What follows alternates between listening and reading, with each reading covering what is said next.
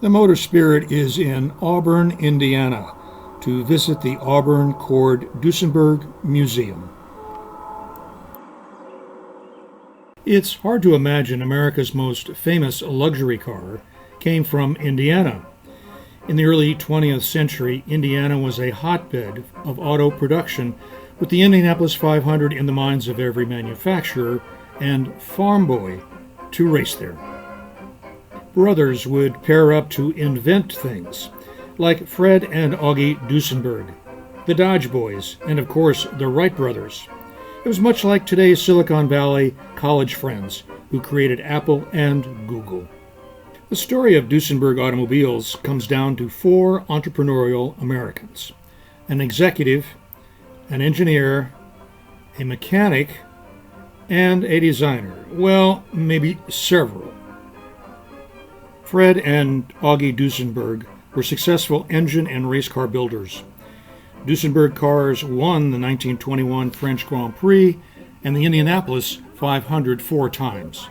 But they were not successful business people, and in 1925 they were bought out by business executive E.L. Cord, adding Duesenberg to his auto portfolio of Auburn and Cord. Fred became head of engineering.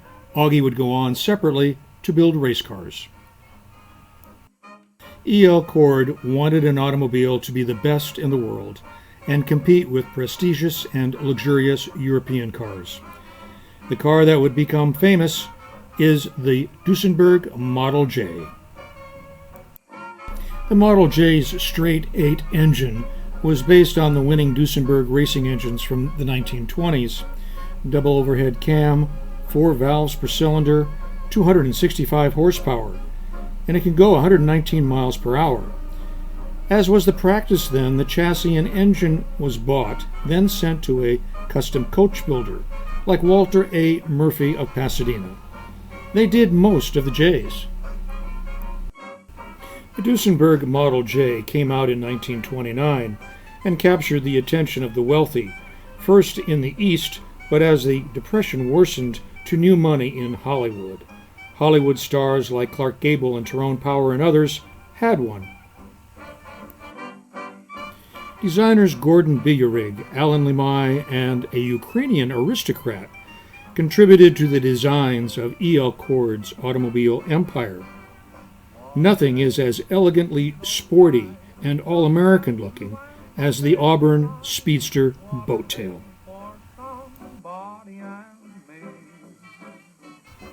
Gordon Biyerig's 1936 Cord 810 was front-wheel drive with pop-up headlights. It's been regarded as one of the most beautiful of American cars.